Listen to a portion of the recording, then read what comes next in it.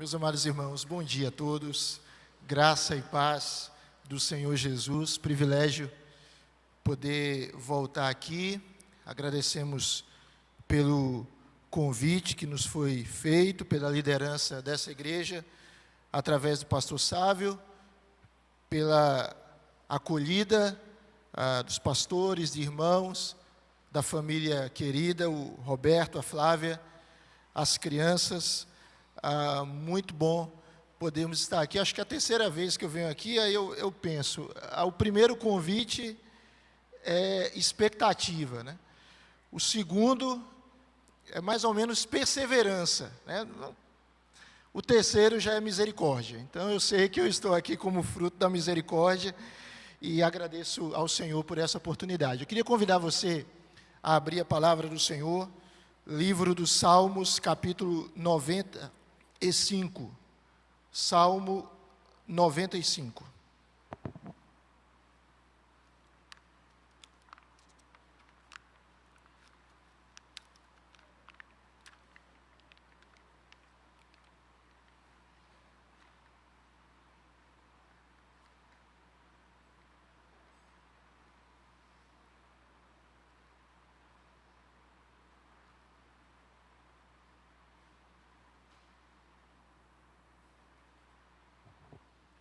Nós iremos fazer a leitura desse texto, do verso 1 até o verso 7, parte A. Salmo 95, de 1 a 7, parte A. A versão que eu estou usando é a Nova Almeida Atualizada. Então, se houver um pouquinho de diferença com a sua versão, é porque essa versão é a Nova Almeida Atualizada. Então, eu queria fazer a leitura e pedir a gentileza dos irmãos para estarem acompanhando. Venham, cantemos ao Senhor com júbilo, celebremos o rochedo da nossa salvação. Saiamos ao seu encontro com ações de graças, vitoriemo-lo com salmos. Porque o Senhor é o Deus supremo e o grande Rei acima de todos os deuses. Nas suas mãos estão as profundezas da terra, e as alturas dos montes lhe pertencem. Dele é o mar, pois ele o fez. Obra de suas mãos os continentes. Venham, adoremos e prostremo-nos, ajoelhemos diante do Senhor que nos criou. Ele é o nosso Deus, e nós somos povo do seu pasto e ovelhas de sua mão. Vamos orar mais uma vez. Senhor, nós te agradecemos por podermos abrir a tua palavra e meditar nela. Te louvamos pela bênção de nos reunir com o teu povo para glorificar o teu nome.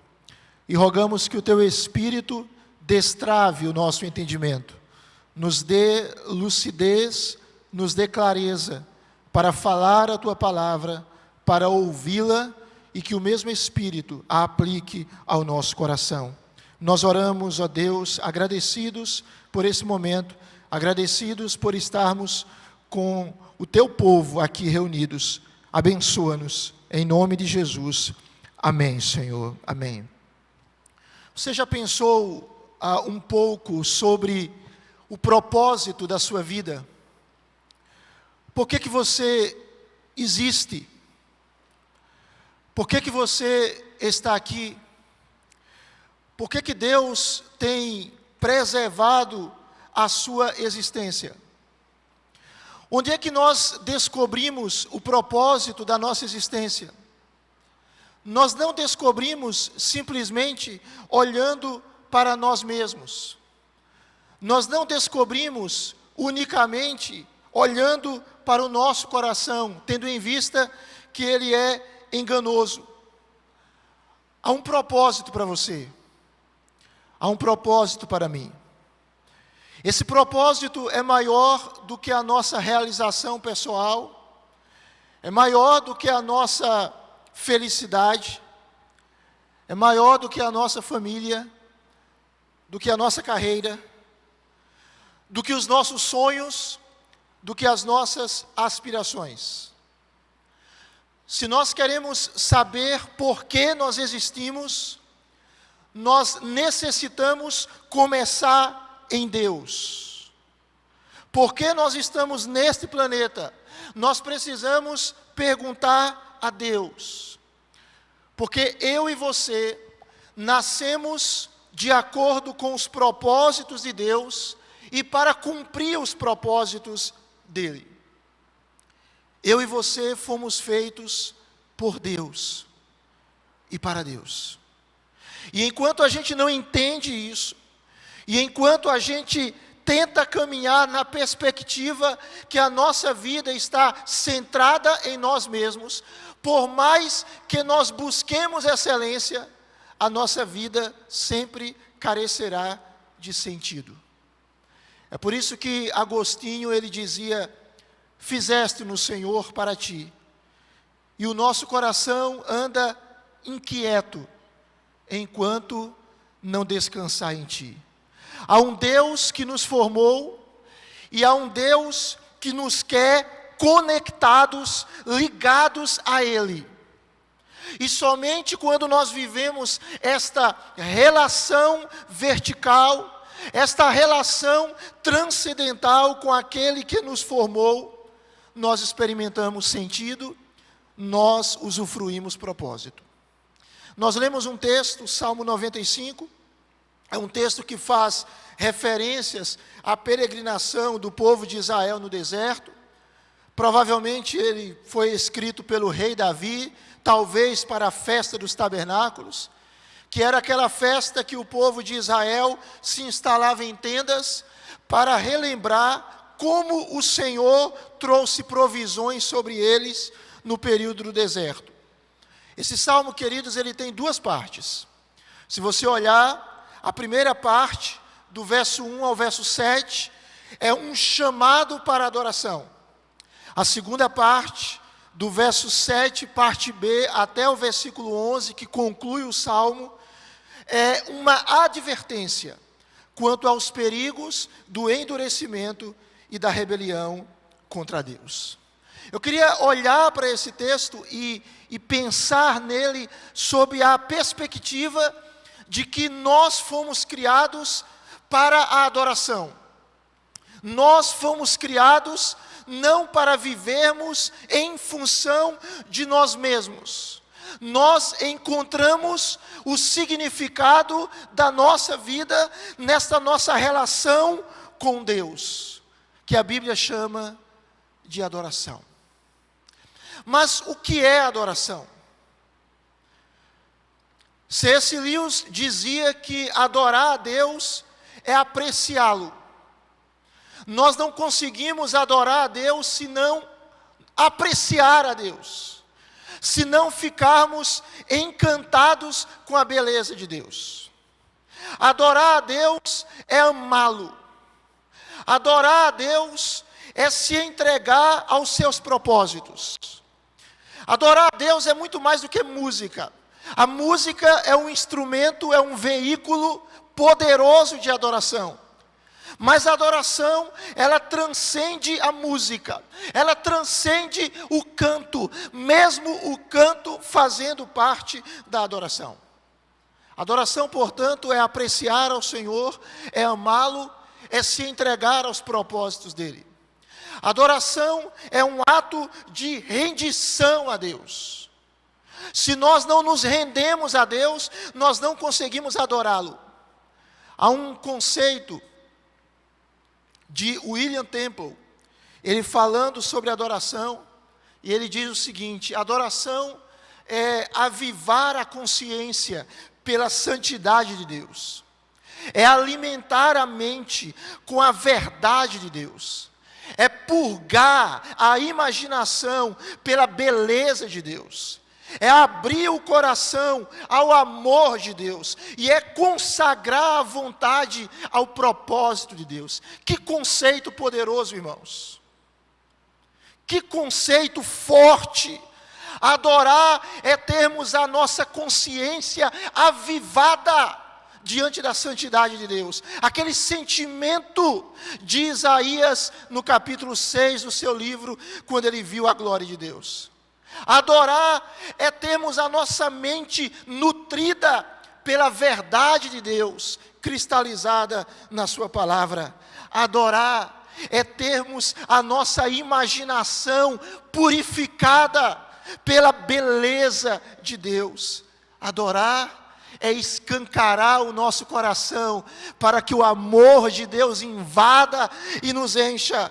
Adorar é consagrarmos a nossa vontade ao propósito de Deus. Então perceba que a adoração envolve palavras, mas é muito mais do que palavras.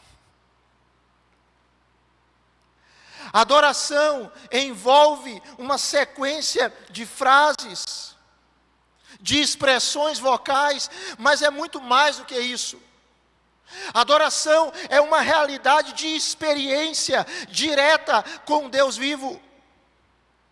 Por isso que Richard Foster, ele falando sobre adoração, ele disse que adorar é experimentar a realidade, é tocar a vida. Ele está querendo dizer o seguinte: nós só experimentamos de fato a realidade da vida como ela foi construída por Deus se nós adoramos. Foster, ele diz: adorar é conhecer, é sentir, é experimentar o Cristo ressurreto, o Cristo que não está morto, mas o Cristo que está vivo. Adorar é experimentar o Cristo ressurreto no meio da comunidade reunida. Adorar é irromper na Shekinah. Shekinah é uma expressão que reflete, que denota a glória de Deus, o brilho de Deus.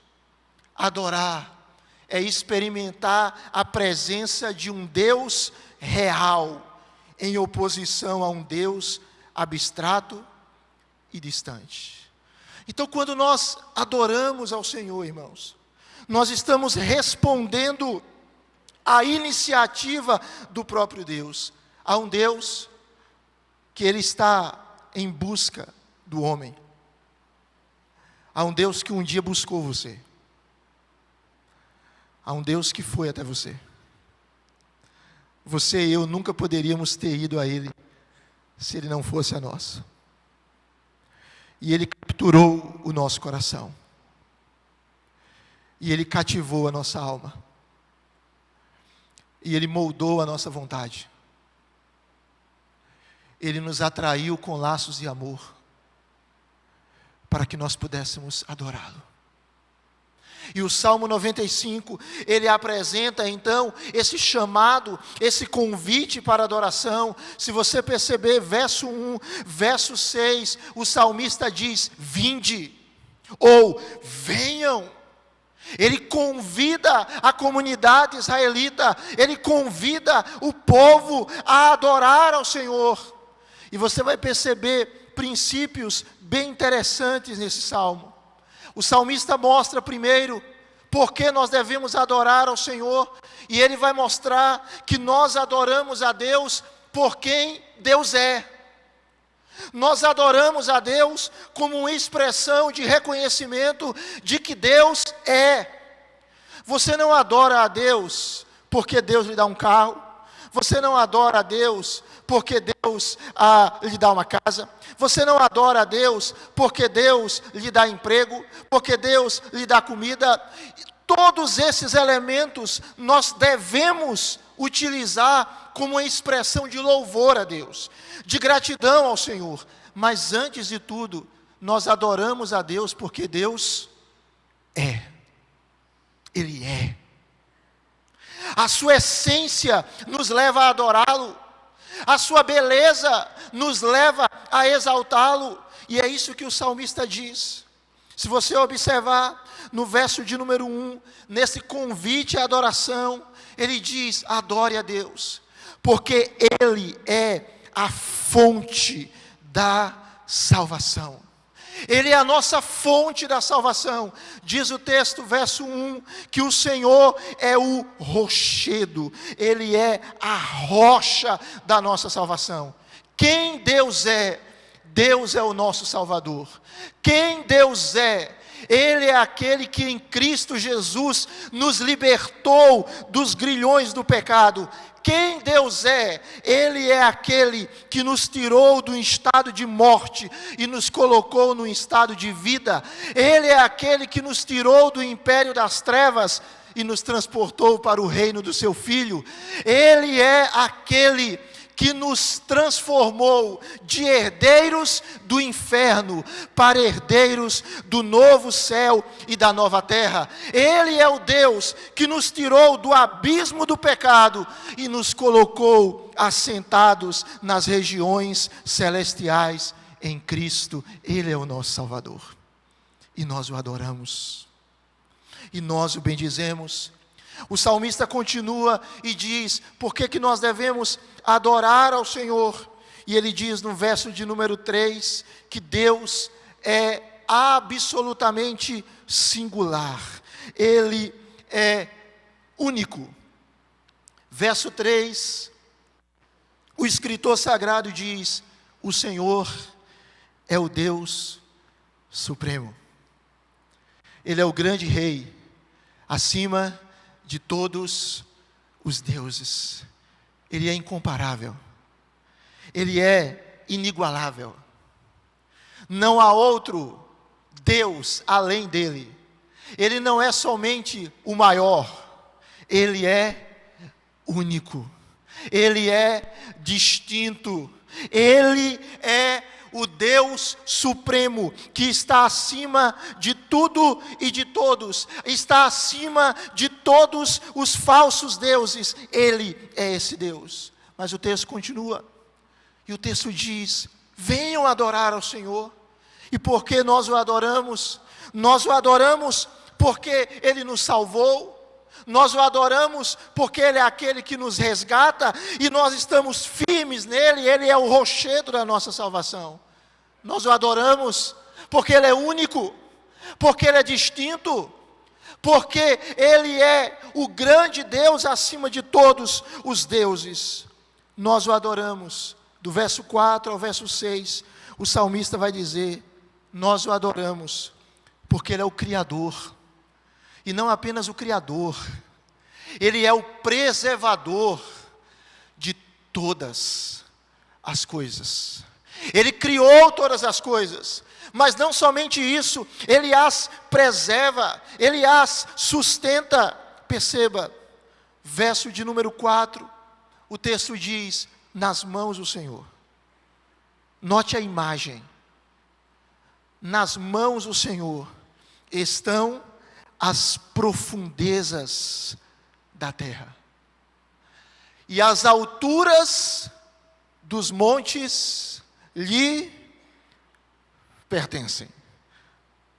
Ontem eu estava numa exposição, o Roberto e a Flávia levaram a gente lá para um shopping, e tinha uma exposição marinha, e a gente foi assistir, tinha um biólogo lá, expondo a baleia, orca, tubarão, etc. E ele falando que existem com certeza, algumas espécies que não são conhecidas, principalmente marinhas, que o homem, ele conhece hoje mais o espaço do que o mar, devido à profundidade das águas, devido à inacessibilidade para o homem de alguns territórios, de alguns ambientes desse universo tão gigantesco.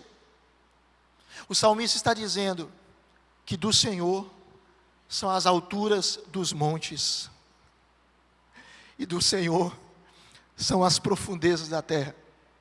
E eu estava conversando com o Roberto e dizendo, Roberto, como é que uma pessoa não acredita em Deus diante de detalhes tão específicos da criação de Deus? Diante da sabedoria e da criatividade que Deus reflete na sua criação, que Deus reflete no cosmos, nos animais, nas plantas, no homem.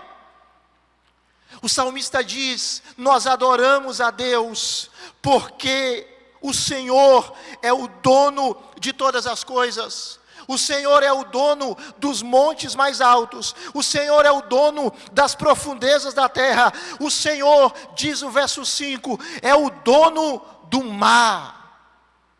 E por que que Ele é o dono de tudo isso? Por uma razão, porque Ele o fez. O Senhor é o dono dos continentes. Por quê? Porque os continentes são obra de suas mãos.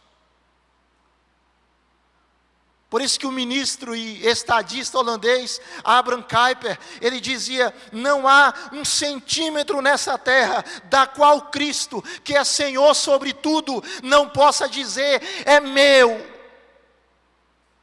Porque nós adoramos a Deus, porque Deus é o Criador de tudo, porque tudo pertence a Ele, porque Ele preserva todas as coisas, pela palavra do seu poder, como diz Hebreus capítulo 1, versículo 3, referindo-se a Cristo, a encarnação de Deus.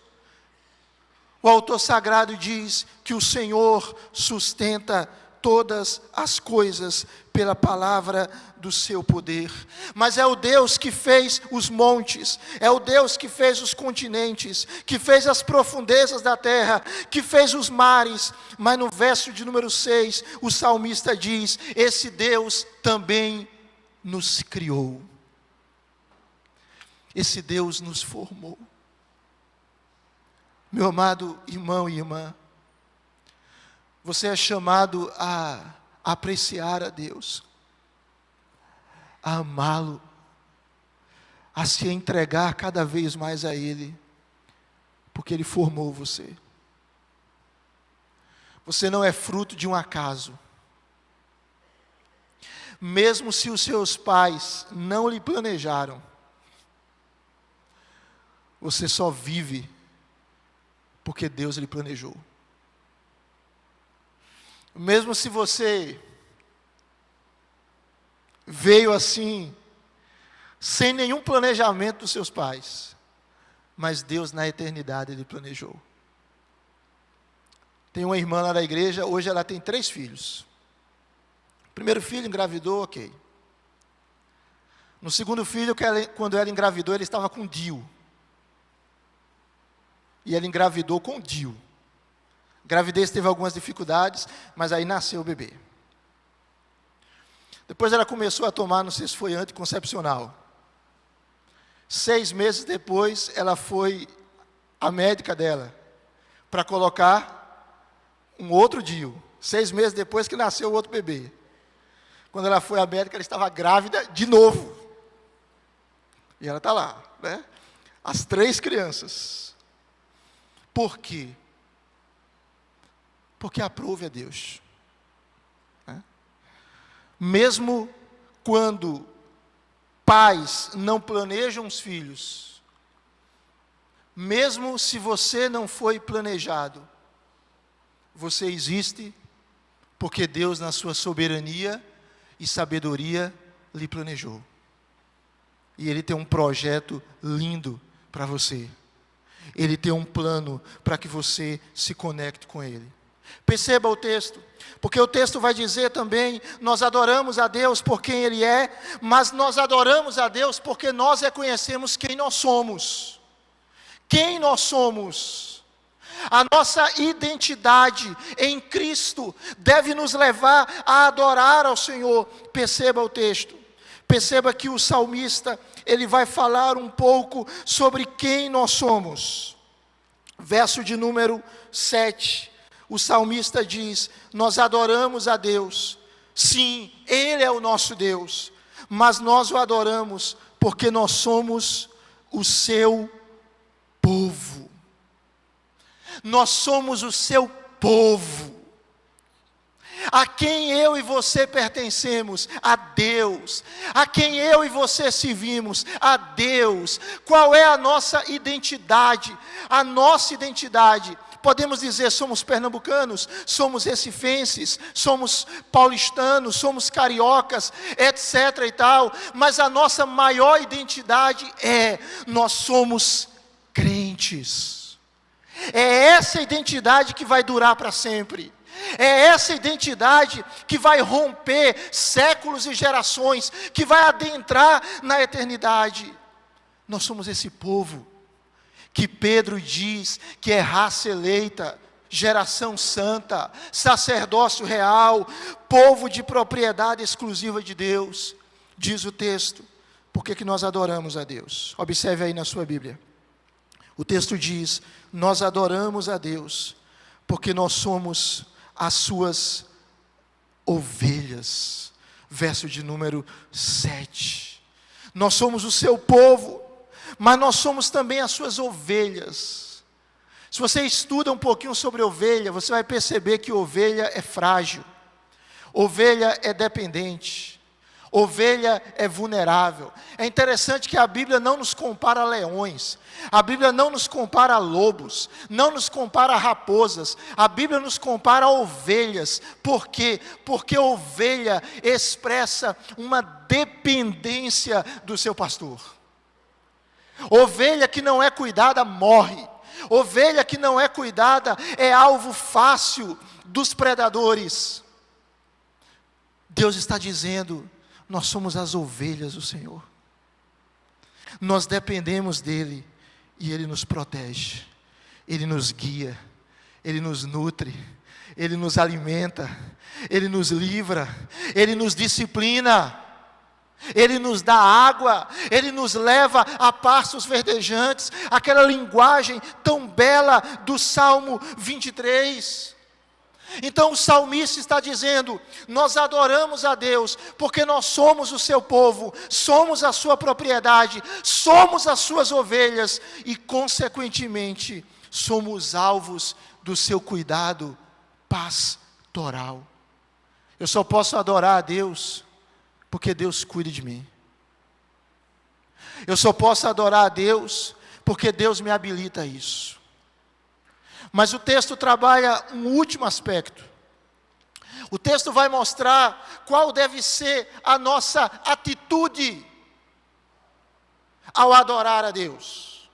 Eu me lembro de uma história bobinha, mas interessante, de uma mãe que estava reclamando com o seu filho, e dizendo, filho, senta. E ele dizia, eu não sento. E a mãe continuava, filho, senta. E ele diz, não sento, não sento e não sento. E a mãe dizia, filho, senta, porque senão você vai apanhar. E ele disse, eu sento, mas por dentro eu estou de pé. Deus não quer que nós o adoremos assim. Eu adoro, mas por dentro eu não adoro. Eu vou para o culto, mas por dentro eu queria estar assistindo Fórmula 1 em casa, ou fazendo nada, acompanhando Netflix. Não é assim. Por isso que a adoração, como nós estamos dizendo, é mais do que uma atitude dos lábios, é uma atitude da alma,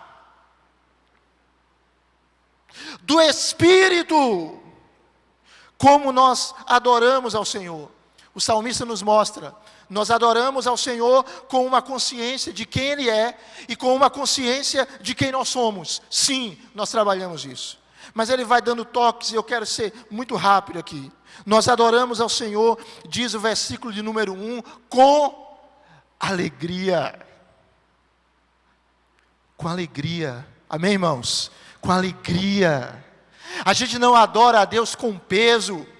A gente não adora a Deus com a sobrecarga, dizendo, meu Deus, eu não queria, mas é o jeito. O povo de Deus é um povo que foi resgatado, irmãos. O apóstolo Paulo escreveu a carta aos Filipenses, são 4 capítulos. Paulo escreveu a carta, não num shopping, com ar-condicionado, comendo um lanche delicioso. Ele escreveu a carta preso, numa prisão escura, úmida, acorrentada. E em 4 capítulos, 16 vezes, ele fala de alegria. Porque a alegria do crente, ela não depende da circunstância, mas a alegria do crente, mesmo em meio às tristezas, depende de quem Deus é e do que Deus fez nele em Cristo. O salmista diz, adore ao Senhor, verso de número 1, e adore com júbilo, com alegria, celebre o rochedo da salvação. Verso 2, adore ao Senhor, mas adore com ações de graças. Adore reconhecendo que Ele é bom, que Ele é bom em todo o tempo, que nos momentos difíceis Ele é bom, que nos momentos fáceis Ele é bom, que nos dias de vitória Ele é bom, que nos dias de derrota Ele é bom. Ele é bom. Semana ligaram para mim, eu estava no gabinete adiantando muita coisa. A secretária disse: pastor, a irmã fulano de tal precisa conversar com o senhor, queria saber se pode vir agora, ela precisa de uma oração. Eu disse: manda ela vir, mande, porque a situação deve ser grave. E ela trouxe uma outra pessoa, um quadro muito complicado, muito complexo, uma pessoa crente, mas que já sofreu de tudo. E ela disse: muitas vezes, pastor, eu sou tentada a perder a minha fé. E eu comecei a relatar o apóstolo Paulo, e abri a Bíblia em 2 Coríntios, e fui mostrando para ela o que Paulo sofreu. E fui mostrando para ela que, mesmo em meio àquele sofrimento, Paulo entendia o propósito de Deus para a sua vida. Que mesmo em meio àquele sofrimento, ele podia olhar aquela situação sob a perspectiva humana ou sob a perspectiva divina. Que mesmo em meio àquele sofrimento, Deus é bom e Deus tem um propósito maior para ela. E como nós precisamos entender isso? Como nós precisamos entender experiencialmente que todas as coisas, não apenas algumas coisas, mas todas as coisas cooperam para o bem daqueles que amam a Deus. Precisa ter gratidão. Deus está trabalhando na nossa história para a glória dEle e para o nosso bem, e nós adoramos com gratidão. Diz o texto, verso de número 6, que nós adoramos com reverência. Há alegria, há júbilo, há um sentimento de festa santa na alma, mas há reverência. O texto diz: prostremo-nos, ajoelhemos diante do Senhor que nos criou. Reverência. Aquele sentimento de Moisés, quando ouviu de Deus, lá em Êxodo 3, tira as sandálias dos pés, porque a terra em que você está é terra santa. Mas se você observar do verso 7 ao verso 11, a gente nem leu esse texto. O salmista vai nos ensinar que nós devemos adorar a Deus com um coração receptivo à sua palavra. Hoje, se ouvirdes a sua voz, não endureça o seu coração. Não siga o exemplo dos israelitas em Meribá e em Massá no deserto. Adore a Deus com um coração disposto a obedecer. Queria caminhar para concluir. Se a adoração não nos impulsiona para maior obediência, ela não é adoração. Entende? Se a adoração não leva a mim e a você a nos submeter mais a Deus, ela é outra coisa. Mas ela não é adoração. A adoração, ela começa em uma santa expectação. O que Deus vai fazer hoje? O que Deus vai realizar no meu coração hoje? Ela começa com essa expectativa santa e ela termina em santa obediência. Adoração é muito mais do que nós termos conceitos verdadeiros sobre Deus. E nós, como presbiterianos, como reformados, graças a Deus temos. Mas adoração é mais do que isso. É mais do que uma concepção teológica correta sobre Deus. Deve e precisa ter isso. Mas adoração é uma experiência viva em Jesus Cristo pela ação do Espírito Santo. É uma experiência. É muito mais do que rito, é muito mais do que cumprimento de uma liturgia, é uma experiência. Ou seja, a adoração se torna uma realidade quando o Espírito Santo toca o nosso espírito. Por isso que a gente precisa pedir: Deus, continua tocando o meu espírito. Deus, continua me limpando. Há um cântico, um hino antigo, que ele dizia: liberta a minha alma, para que eu possa adorar-te. Senhor, liberta a minha alma.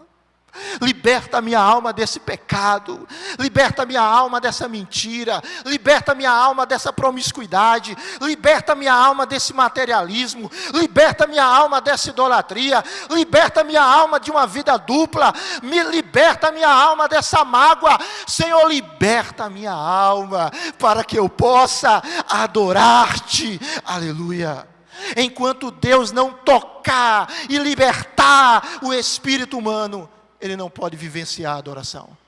Mas quando Deus faz isso, nós podemos experimentar aquilo que Hebreus 13:15 diz: por meio de Jesus, pois ofereçamos a Deus sempre sacrifício de louvor, que é o fruto de lábios que confessam o seu nome.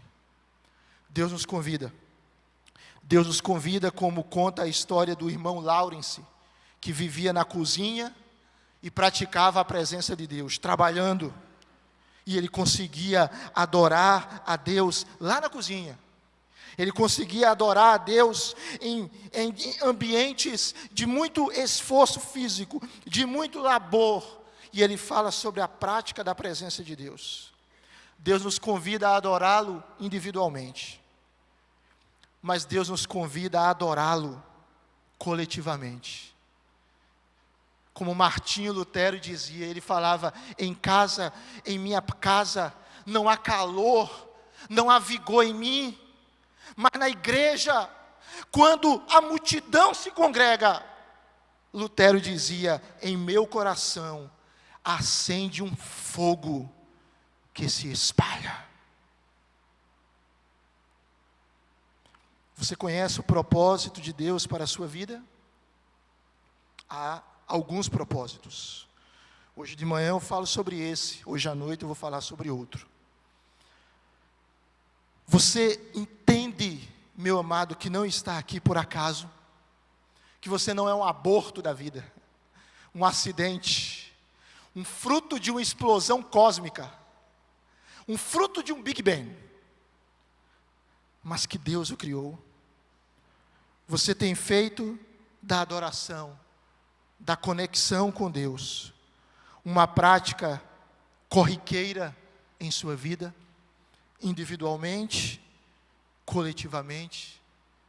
Deus nos convida a apreciá-lo, a amá-lo e a se entregar aos seus propósitos. E aí a gente vai cantar, e a gente vai ler, e a gente vai orar, e a gente vai trabalhar, e tudo isso pode e deve ser expressão de adoração. Quero convidar você a orar. Você pode ficar de pé.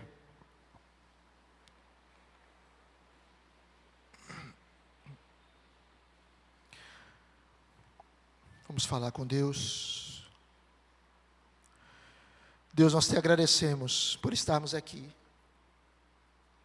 Te agradecemos por podermos glorificar o teu nome. Te agradecemos, Senhor, porque tu nos achaste, tu nos encontraste nas nossas trevas, no nosso lamaçal de pecado. E o Senhor nos amou. E o Senhor nos ama. Pai, não nos deixa vivermos para nós mesmos, porque vida para si mesmo é sinônimo de morte. Deus, ensina-nos a entender que fomos comprados por um preço, e devemos te glorificar, e uma das formas de te glorificar é te adorar, porque não somos nossos, mas somos de um Deus que cuida de nós com amor eterno. Senhor, ensina-nos a entender que a felicidade não está em nós, que o sentido não está em nós, está em Ti.